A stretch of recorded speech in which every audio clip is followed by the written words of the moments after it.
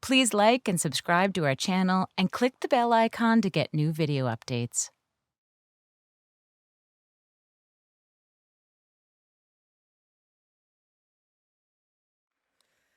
So there I was, standing at the podium with my client. I was the public defender, and I was representing him when he had been charged with burglary. They claimed he had broken into a store. They claimed he had broken into a store and taken some money out of the register. Now, the video they had wasn't really clear, and they had his fingerprints, but he used to work at that store. So there was a good reason that his fingerprints were on the thing. And so I really thought I had a winnable case. I could probably come out good on this one. But I was practicing in front of Judge Johns at the time. And Judge Johns had this long list of rules that you had to follow in her courtroom. And if you didn't follow, if you missed one single rule, that could be the difference between freedom and jail. And so I had sat with my client, Mr. Coleman, and we had gone over these rules. I mean, I literally gave him a copy of the rules, and I read them out to him. You must use the title of anybody you're referring to, Mr. Jones, Miss Smith. You must wear professional clothes. You must have a job each time you come to court, and you must always answer questions, yes, ma'am, or yes, your honor. These were the rules you had to follow.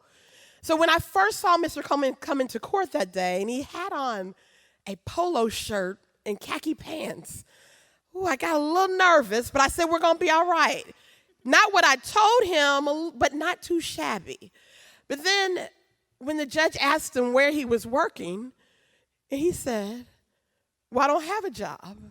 I felt the ground open up just a little. And then she went on to ask him, well, why don't you have a job? And then he said, well, Sheila, referring to me, told me I should get a job, but I thought I should just wait until the case was done. There it was. The ground completely opened up, and sure enough, he was carted off to jail. He was revoked on his bond because he didn't follow those arbitrary rules. And that was what they called justice. He ended up spending about 6 months in jail, ended up pleading guilty to get out for 2 years on probation. I started feeling really bad about what the justice system was. Was this really justice? I mean, it seemed like if you didn't follow the rules, arbitrary rules, then you could lose your freedom. And that just doesn't seem like justice. And so I got a little disappointed in our justice system. But then my supervisor, my boss, came to me one day and said, we're going to switch you. We're going to put you in Judge Thomas Shriver's courtroom. And I had heard about Judge Shriver, and, he seemed pretty fair. But when I went into the courtroom, it just felt different. There was never this long list of rules that you had to follow. There was absolutely no dress code. It felt calm and relaxing. People felt okay in that courtroom. And I started to think, well, maybe there might be some justice in this courtroom. So I had a client, Mr. Blacksmith, and he wasn't charged with very much. He was an older gentleman, and it was minor charges, and he had never been to court, and he just was nervous about being in that courtroom. And when he showed up, he smelled like a distillery. I mean, I thought he had bathed in a bath full of beer. It was just terrible, and I didn't know what to do. I was hiding him. I felt dread. I just didn't know how to handle it. I was giving him every mint I could find. I was spraying him with perfume, whatever I could do, because he was going to jail because he smelled like a distillery. So finally, they called him into the courtroom. And immediately, the prosecutor stood up and said, Your Honor, I want his bond revoked. He's been drinking. And Judge Shriver looked at us, and he must have sensed that fear and that dread. And he said to me, I asked my client if he had been drinking. And my client was very honest with him. He said, yeah, yeah, I've been drinking a little. And he said, well, what you been drinking? And he said, well, I had a beer. Well, how much beer did you have? Well, I only had one beer, but it was a 40 ounce. I knew it. The floor started opening up. We were done. We were done. But then I heard Judge Shriver snickering. Well, actually, he was really laughing. The judge was actually laughing. And he said to Mr. Blacksmith, now, Mr. Blacksmith, next time you come, don't drink before you get here. You can go. Now, Judge Shriver wasn't being lenient on him. He was being fair. He recognized that this gentleman made a mistake. And he recognized that he deserved a second chance. And we were able to resolve his case. Mr. Blacksmith was ever to do good, get back on the right track, and never come back again. And that was justice. And so I started getting that hope back of justice and started now learning so much from Judge Shriver. I had the opportunity to work in his courtroom for over 3 years and just learning. And not only was he a good mentor, he was like a father figure to me.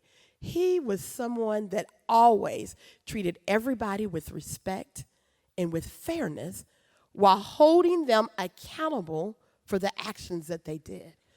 True justice.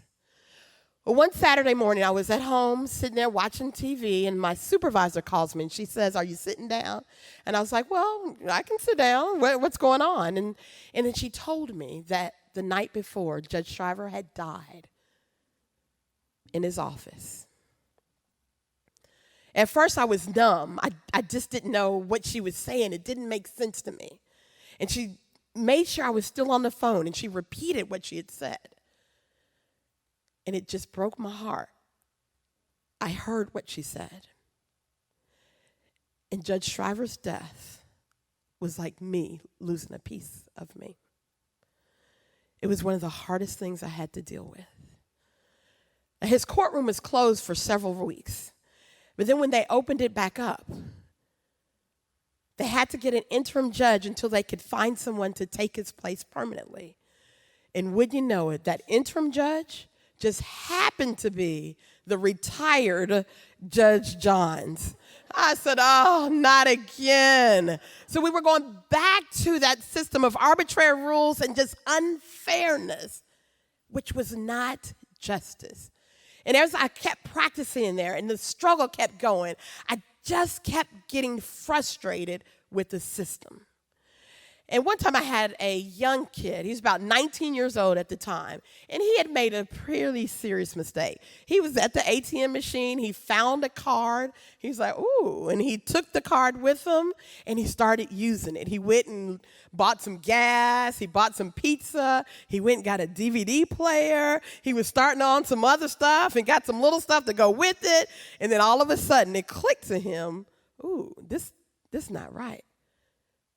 I shouldn't be doing this. And so he backtracked. He actually backtracked, went back to the stores where he had been selling stuff, turned everything that he turned in, except for, of course, the pizza and the gas. He couldn't turn those in anymore. But he recognized the wrong that he did, and he was trying to make it right. And so in that type of case, I was asking the district attorney in the courtroom if he would consider giving him what we call expungible probation. It's like if you do everything you're supposed to do, you admit you're guilty, you know you're wrong, you do the conditions that you're supposed to do, and by the end, this is a felony charge. This felony charge gets erased from your record. And in this case, it was so important for this felony charge to be erased from this kid's record because if he had a felony, he couldn't get a good job. If he had a felony, he couldn't go to college. If he had a felony, he couldn't get good housing. And these were all things that he wanted to do. He admitted it. He knew that he made a mistake. And all he wanted was a second chance. And so if a DA doesn't agree to expungible probation, every once in a while you get an opportunity to ask the judge if they would consider overruling the DA's decision. And if Judge Shriver had been here in this case, there was absolutely no doubt he would have overruled it. He would have said, oh yeah, this is a kid that's made a mistake, recognizes the mistake that he's made, and he's ready to make it right. He can have expungable probation. But Judge Shriver was dead. And I had a different judge. And I knew in my heart of hearts that this judge would never give this kid expungable probation. And the frustration just grew in me. And the more I talked to the DA about it, the more smug he seemed to be and just would answer me, well, he did the crime. He's got to do the time. And kept saying that over and over and over to me. And it just built inside of me. The anger was so deep that all of a sudden I snapped. And I immediately put down my files and I pointed my finger in his face and I said, you don't know what justice is. You are blah, blah, blah, blah, blah, bleep, bleep, bleep, blah, blah, blah, blah, blah, bleep, bleep, bleep, bleep, bleep, bleep, bleep, blah, blah. Now, mind you, this was a courtroom full of people. There were attorneys, my supervisor, my poor client, all watching this. But at that moment, I didn't care who was watching. All I cared about was if Judge Shriver had been here, this would have been fair. This is not right. This is not fair. And so my supervisor came quickly over to try and calm me down. She got in front of me so that I couldn't see what was going on behind me. And she said, you got to calm down. You got to calm down. You can't act like this in court. You got to calm down. And so me and my ultimate upsetness, having my out-of-body experience, I kind of looked around to her side, and I saw the DAs talking together about what I had just said. And I saw that they were trying to be a little smug about it, and it looked like they were trying to make fun of what I had just done. And so I said, I'm sorry, I need to go handle some more business. And so I proceeded to go around, and then I started telling now, if you got any questions about what I just told him, I'll tell you the same thing. Bleep, bleep, bleep, bleep, bleep, bleep, bleep, bleep, bleep, bleep, bleep. Whew.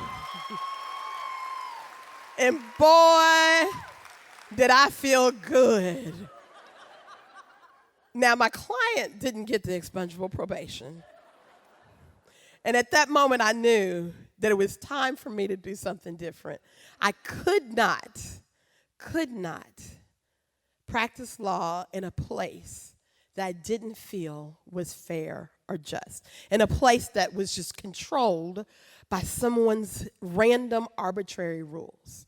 I had to do something different. And so I struggled a little in that court for a little while longer, for about 2 months. And then all of a sudden, one of the attorneys, one of the public defenders that worked in the juvenile division was leaving. And they needed someone to take his place. And so I quickly volunteered. And the first day I went to juvenile court, it felt like Judge Shriver's home all over again. It felt like people really trying to work with our youth and trying to make a difference in their lives.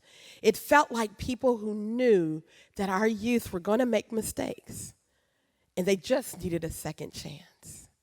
And I felt like we had some justice all over again.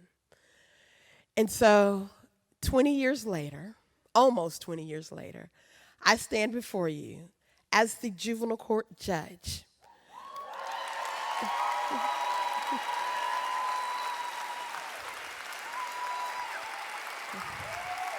And every day,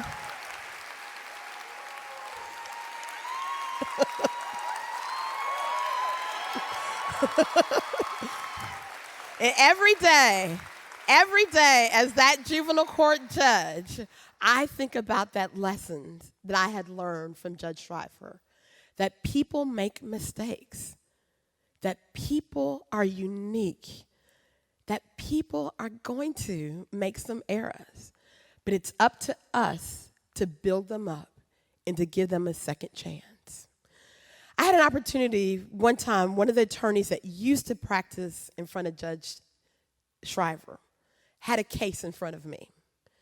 And after she finished her case, she came to me and she said, practicing in front of you made me feel like practice in front of my favorite judge all over again.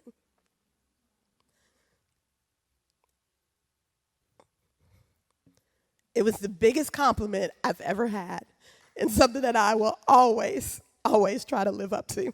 Thank you.